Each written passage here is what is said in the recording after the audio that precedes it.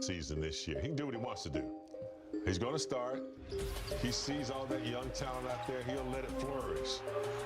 But when you need Big Brother to step in and take care of business, that's what he did tonight.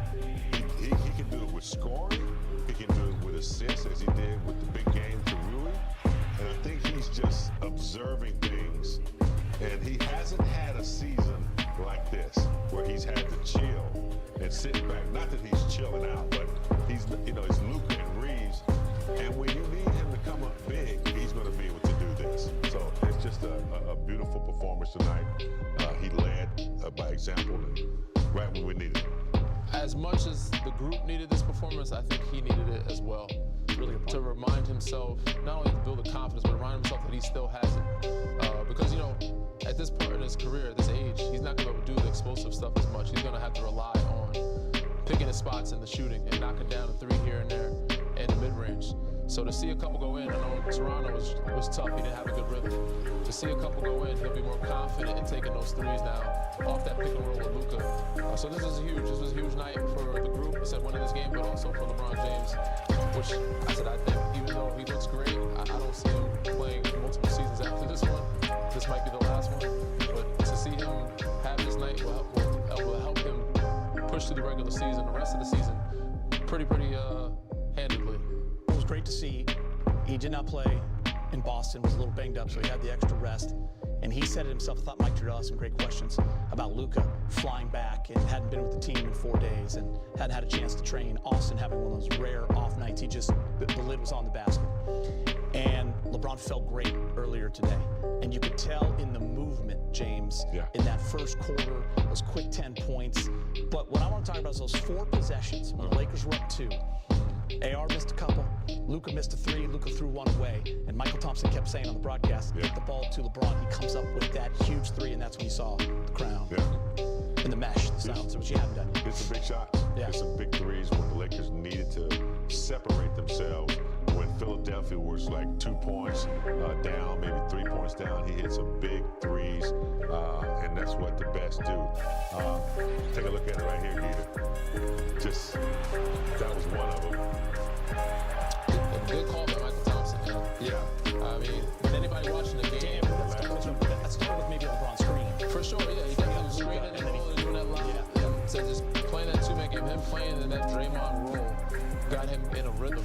But again, any fan watching the game, it wouldn't take rocket science. AR is struggling right now. Luka is kind of out of rhythm. Luka came off the bench. LeBron had a rhythm. He had it going. He is the veteran. You've seen some old classic movies, Major League, maybe. You bring in if the old guy's got it going, he's gonna find a way to get you there. So get the guy the ball, and he'll figure it out. Whether it's either scoring or passing, he's gonna make the right play because he's in great rhythm. The young guy was pretty good too. Luka Doncic. He's always good. He's there for the birth of his child. He's away from the team. Congratulate him. So nice of him to be able to be there. And then he comes back, and he gets his 49th 30-point triple-double, breaking the tie with Russ and Jokic to move into second all-time behind the Big O with 30-point triple-doubles. Became 31, 15, and 11. And hit the huge free throws at the end of that game to ice it. 11 of 14 from the free throw line. I don't think he shot the ball that great, but he still was taking the shots that meant something for the team. So Guido, he also on the rebound department had 10 and 11 assists. So I didn't really think it was the dominating game that Luka can have, but still was able to be efficient at the times that we needed it. And 15 rebounds. Exactly. That was huge.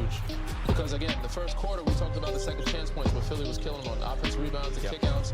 And even at the end of that fourth quarter, they got 3 opportunities to get a 3. Tyrese Maxey hit one in the corner. Miracle. So the game to me, I thought was them making free throws and rebounds. And Luka rebounded well. Obviously, he didn't shoot it well, but still a 30-point triple-double. I call it 50 ball. He let me down a little bit, but still a 30-point triple-double. I'll take it. Triple-double 30. I'll take the triple-double 30-pointer for sure. Man, that's a great team. They're now 17-6. They won 15 on the road. On that East Coast road trip, which was not easy. Toronto, Boston, Philly. Not at all. All right, time to hear from Coach J.J. Redick, brought to you by your Toyota dealers. Judging on a night where maybe Reeves his load was earlier this week and Luka had what he had going on, to see LeBron like that in the fourth quarter, what did that mean? Well, I really thought his play throughout the game gave us such a lift. One of the things that he did extremely well tonight was screen, and using his gravity to create an advantage either for the handler or getting behind, roller behind, and then playing out of that. So, you know, he certainly scored the basketball, made some huge shots down the stretch, but really on a night when Austin didn't have it, and Luka clearly, you know, with all the travel he's had this week, wasn't at necessarily his best scoring the basketball. Still did a lot of great stuff for us and ended up with a triple-double. You know, LeBron was like our connector tonight. The second action stuff was huge.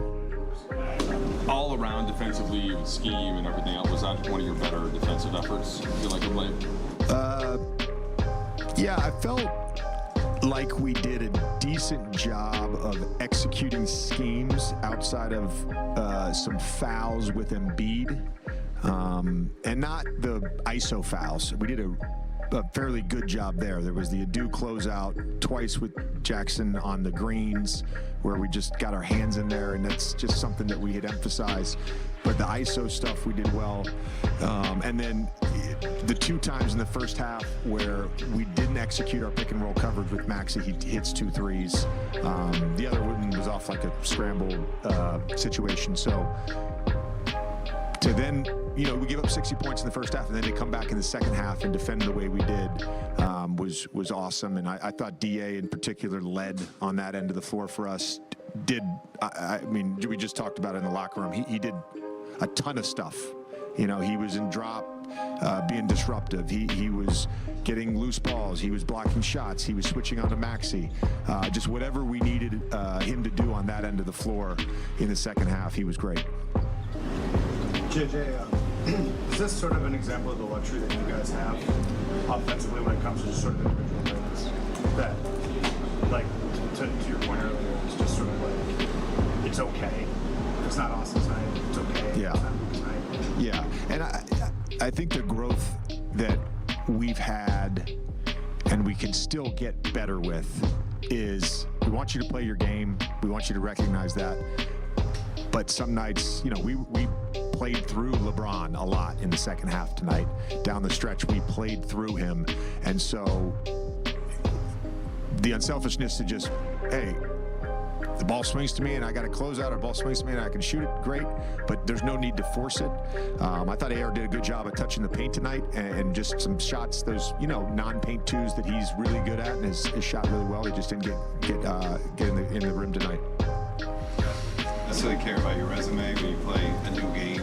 Is it a night like this, do you feel like it's good for LeBron at this stage of his career and good for the group, kind of to reestablish and see again?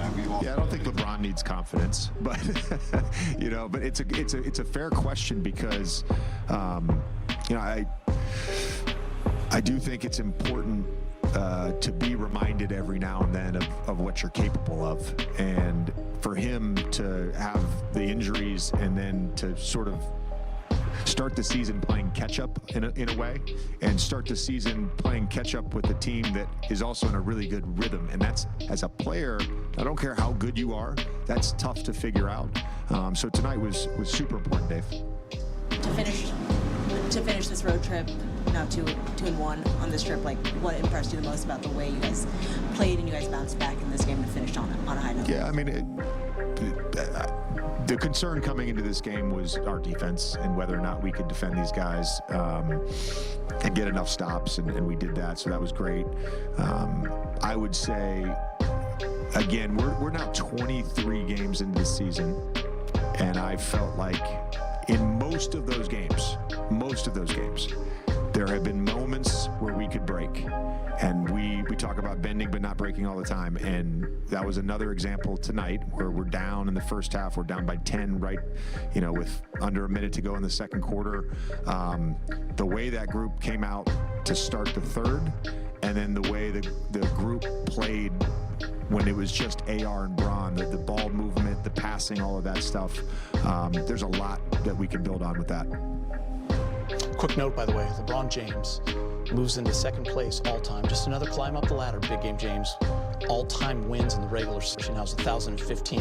Kareem Abdul-Jabbar has 1,074 regular season wins. Your guy. That's a lot of good teams. With less seasons, right?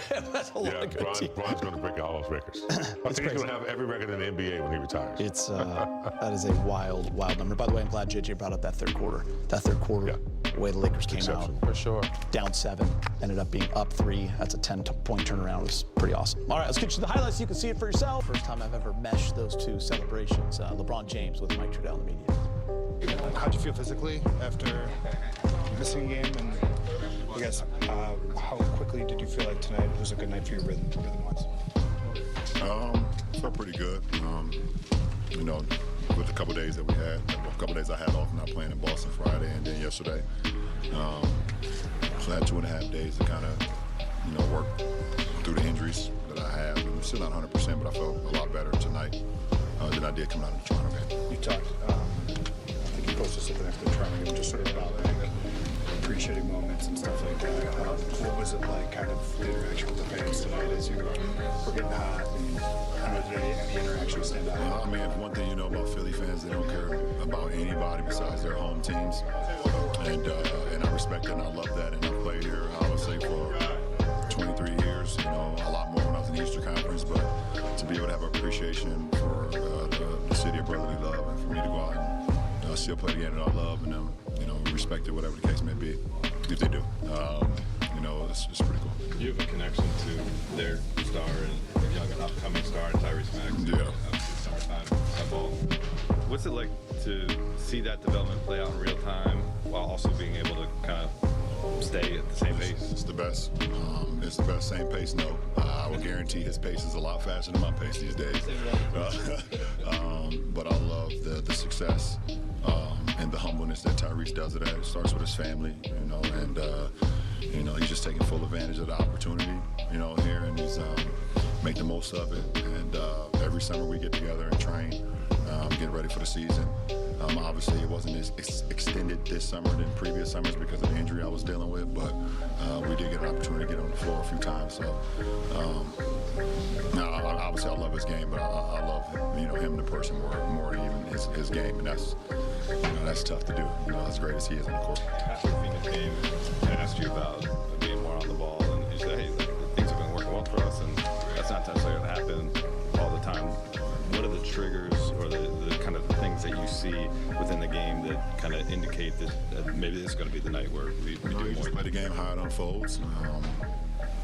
You know, I feel like, you know, AR has some really good looks tonight, but, you know, he wasn't, you know, in the rhythm that he's been in all season. You know, I understood that, you know, traveling from a different country back here with a newborn, you know, could be very taxing on you, not only mentally and physically. You know, and, you know, shout out to him and his family for the newborn. That's amazing. So I felt like the opportunity kind of presented itself in a way that if I felt like my two heavy hitters, you know, kind of didn't have it or, you know, needed a little kick, then try to punch in from there. Big game. Check this out. I know I mentioned it a little bit before, but Kareem with 1,074 regular season wins, LeBron with 1,015, and Robert Parrish now in third. It's a lot of games. A lot of games to get to second place, surpassing the Chief. You know, centers, they stand tall and they go up and down one line. Yeah. That's why they're able to do it. Guys like LeBron, though, Danny. Yeah. I don't know if he gets this, though. He has to play a whole nother season because It's a lot of games. you got to still. win 60 more games to get this one. That means he has to play next season.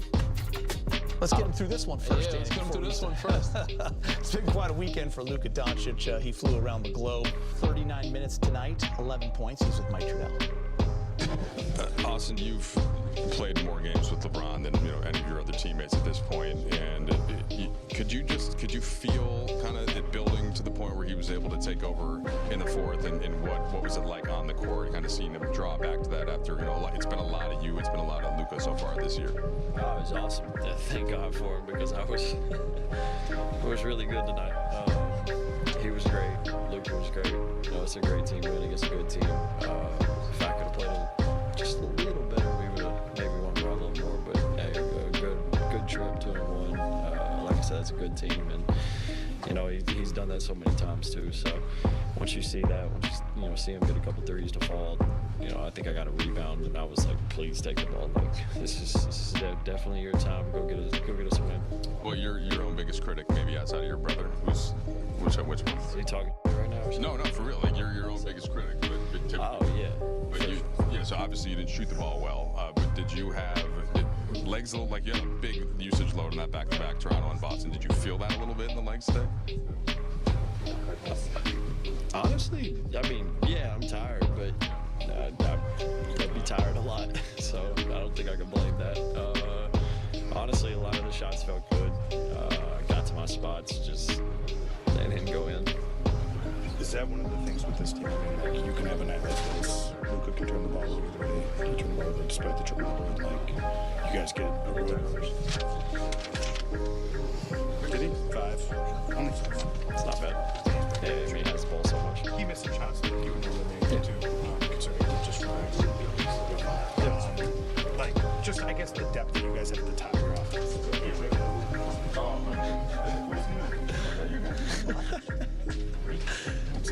Yeah, I mean, I think that's the beautiful thing about our team is, and it's not even just us three. I mean, DA was a monster tonight, 7 for 7 from the field.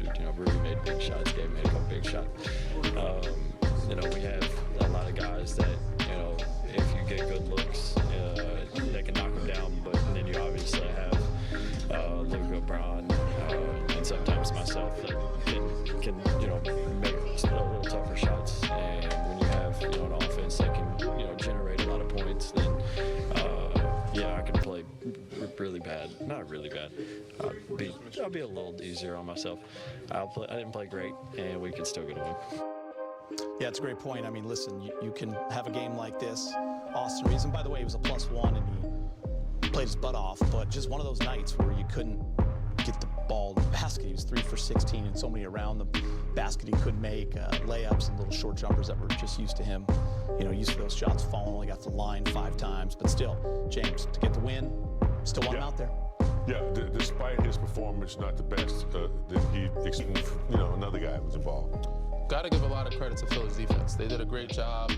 Obviously, he didn't have a night that he normally has, and he didn't want to give in to that excuse that he's tired, but you could tell he's fatigued. But Philly did a great job of not fouling him, because usually he'll find ways to get to the free throw line. He shot, I think, less than half his free throws is normal, and that kind of kept him out of rhythm. He didn't get that rhythm. Again, playing back-to-back nights without Luka in tough places, you're going to naturally be fatigued, but mentally, he didn't want to allow himself to feel that or tell the media that. So, that shows some good character quality. He's going to get back to the drawing board. He's a hard critic of himself. As you can see, he was kind of playfully talking with Mikey there. But yeah, he'll get back and he'll bounce back and hopefully get a day or two's rest to get his legs back under him. All right, we're still waiting to hear from Luka. He scored 31.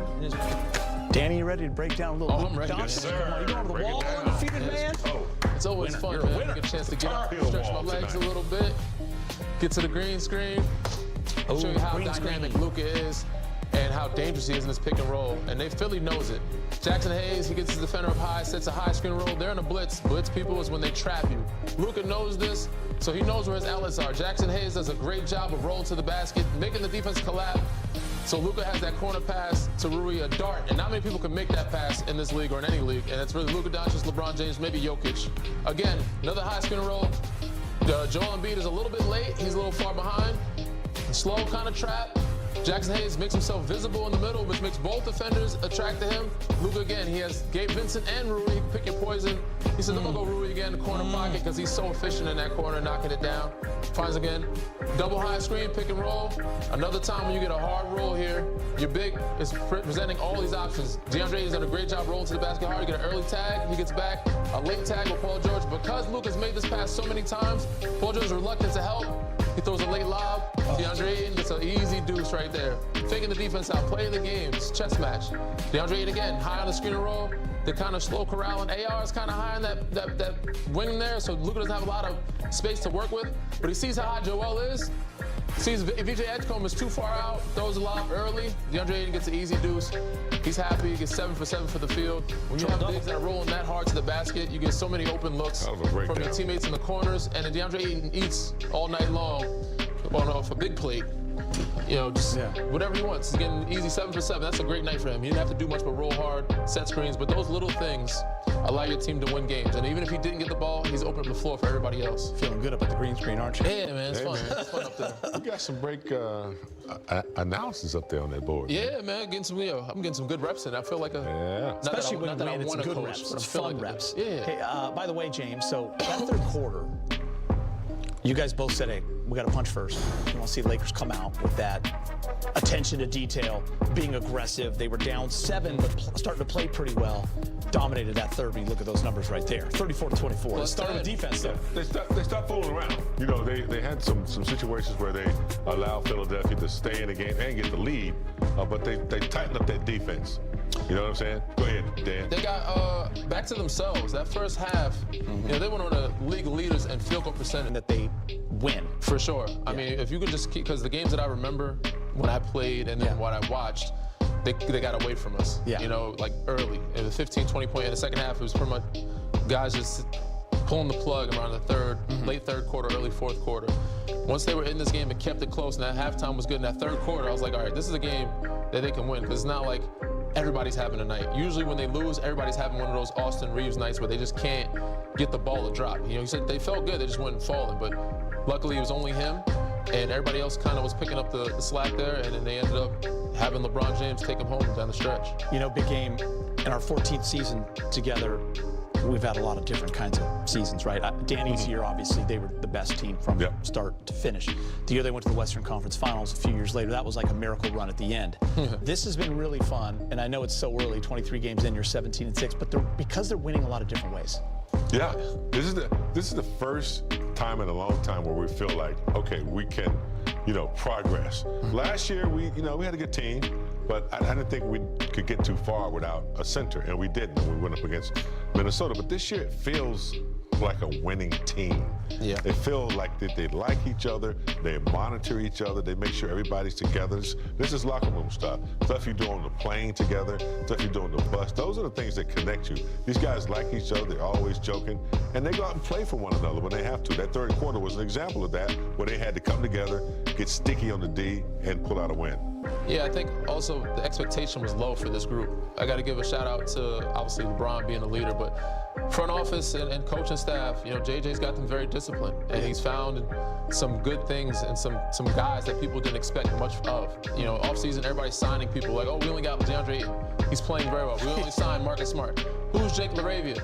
These guys are picking up and playing well, and it's not just because of them, but also the coaching staff and front office did a good job of finding, good character guys that, like to get along, and guys that also have something to play for, like Marcus Smart and DeAndre Ayton. These are key years for them. Chip on the shoulder. So knowing that they're going to come with a chip on their shoulder and want to start off fresh.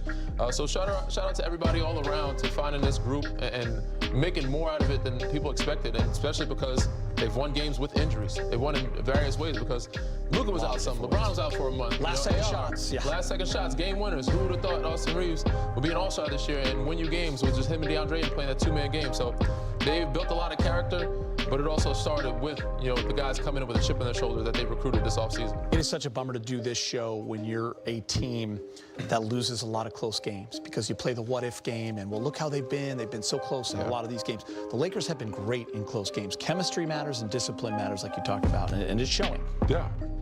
Connectivity, being together, believing in what you're doing, and having personnel that you trust to get the job done. We got a lot of people that Rui can do it, Austin Reeves can do it, LeBron. So we have a variety of ways we can, hit shots and beat you. That's got to feel comforting for a team that doesn't have to depend on like one player. I think Philadelphia depended on Maxey a lot, even though Joel's out there. He wasn't himself. Man, it was Paul George. So we have versatility and many guys we can go to when we need. It's just good. It's refreshing to see a peer of LeBron James able to coach him, and people that doubted him. Again, I'm going to give JJ a lot of credit here. You see in that timeout against Phoenix where he's like, calls the time, Bron, like, reel it in. Tell Luka, you had too many turnovers, bad shots. Those guys being themselves allowed to be coached by JJ, and him taking it serious and changing the atmosphere and the culture to making it more of a winning culture. Like I said, a lot of Lakers fans and people outside Lakers fans were second-guessing and doubting JJ. I think he's proven a lot of them wrong right now. All right, guys, LeBron is back. We've already heard from him. Luka Doncic, the big fella, once again, efficient. DeAndre Ayton with Mike Trudell. DeAndre, JJ was just talking about your defensive effort tonight, and can you take us through with the game plan, what stood out? I'm gonna be real. I don't know what he's talking about. You played well defensively. That's it. I don't even know. I was asking him, what do you mean? I don't know. Did you feel like you played well defensively? No. So you said I don't know. I don't know. I just do what I have to do. I thank him. But I didn't know what I did out there. Okay. Let me ask you about LeBron in that fourth quarter. What did you see when he got in the Clutch rest? jeans. Felt like a movie. Yeah. That's about it. What kind of? It's like a movie. What do you mean? You ever watch a movie and it was I'm watching a movie? It felt like a movie. I was in the movie. Was there a point in the game when you're like, oh, okay, this is gonna be one of those nights for him? We're all gonna be watching this movie. Nah, it was just me watching the movie. It was just me, honestly. It was a GOAT moment. And yeah, he had his moment and the fans felt him. And yeah, he was just, you know what I'm saying? Just let that marinate and the fans was loving it. You know, he did his, yeah, I was loving it shit. I had stopped celebrating just to watch him, so I don't miss nothing. So yeah, it's a movie. Do you get a Best Supporting Actor nomination for going 7 for 7 in the same movie? Yes, sir. Nah, it don't matter. It don't matter. It doesn't matter. I mean, obviously, every shot you took tonight. It don't matter. Efficiency, man. It don't matter. Just talking off camera about VJ. You guys were teammates on the for the Olympic qualifiers. What is your relationship like with him? How long have you known him for? How often do you keep in touch with him, communicate with him? That's a lot you want to know. You want to know too much, man. That's too much information, man. I've been playing him for a year, and I've been on him for a few years now, and that's about it. You want to get all in deep about me knowing and talking to him every day, like Not deep detail. I mean, what are you gonna get from that? That's my guy. That's a younger guy who was watching me and Buddy heal, you know. Eventually do it, and he's another behemoth doing his thing. You know, it's his turn. So not his turn tonight, but it was his turn. You know, it's his turn to show, you know, that it's his turn that he, finally hit the limelight, and he's going to represent the Bombers the best way he can. So yeah, they have a lot of depth. Keldon Johnson off the bench, Jeremy Sohan. They have a lot of guys that can fill it up. Champagny. So they have a lot of guys, a lot of depth. Harrison Barnes had a good game the other night too. I think he had close. I think he had 30 or so. So they have a lot of guys that can fill it up or fill in the gaps when they have guys out. But if they are full health, this is going to be a tough matchup for any group, let alone the Lakers. All right, guys. So LeBron and Luka tonight. Look at what they combined for. How about that effort? Solid 60. 22 rebounds and 17 assists. That's not a bad outing. Big game by your two stars. Bucket. By the way, James, they're the only big bucket ballers of the night and big games impactful right here. Okay, there they are for sure. The Reeves having not a subpar night is nice to have. Like I said, another star. You got two mega stars. Usually it's somebody off the bench or somebody like that, but these two guys produce and they love winning. It's awesome. And I think LeBron is finding another level of play in his last year here. Not his last year, but his 23rd year. 23rd year. He turned 41. I don't know, was it December 30th? Couple weeks, yeah. Couple weeks? Yeah.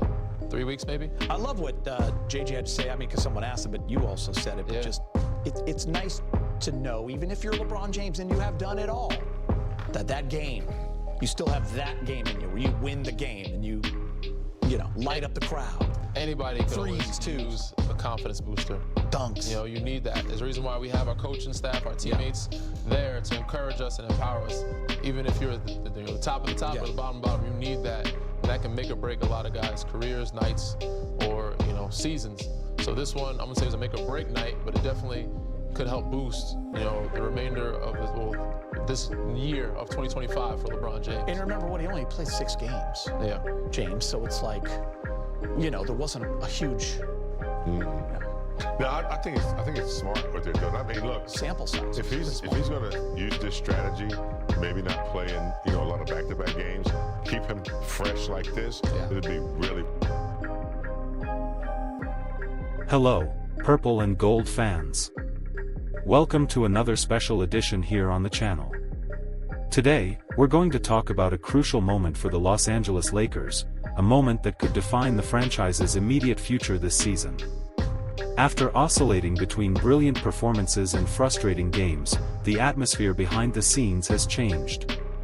The front office is under pressure, the coaching staff is studying important adjustments, and yes, the trade market has heated up again.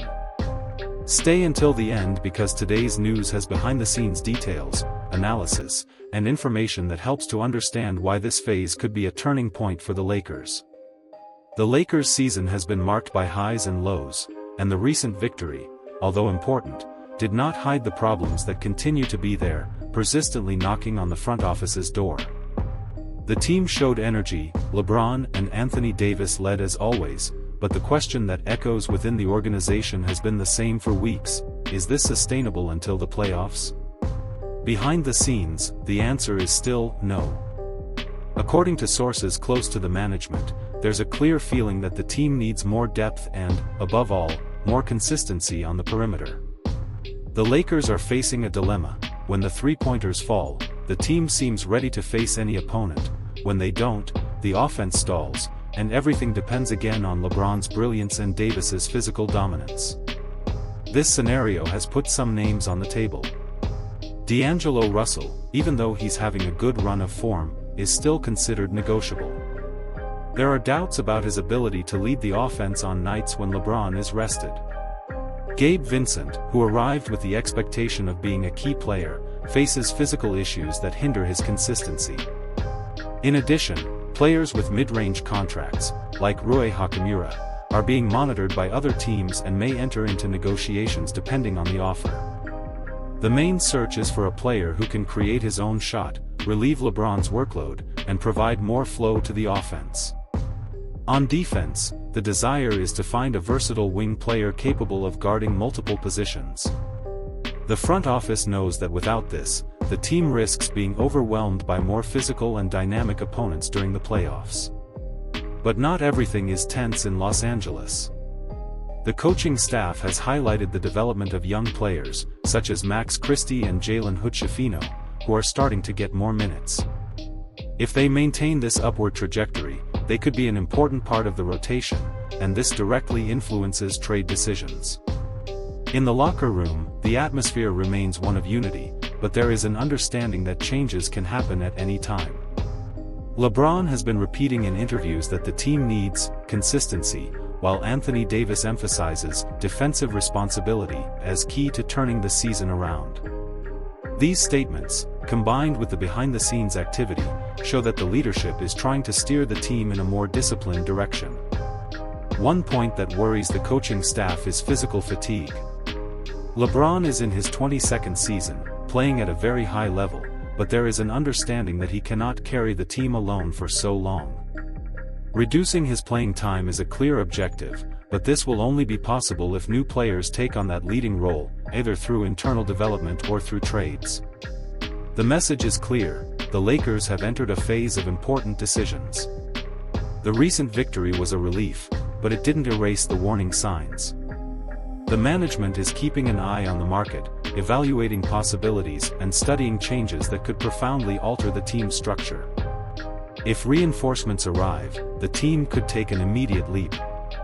If nothing changes, the Lakers will need to find consistency quickly to avoid repeating the mistakes of previous years.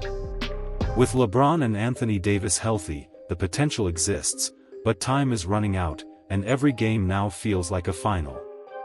So, fans, would you make changes or keep the current roster until the end of the season? Leave your opinion in the comments. I'm your name, and you've watched another complete coverage here on the channel. Don't forget to like, subscribe, and activate the bell. See you next time, and go Lakers. Purple circle, yellow circle, fire.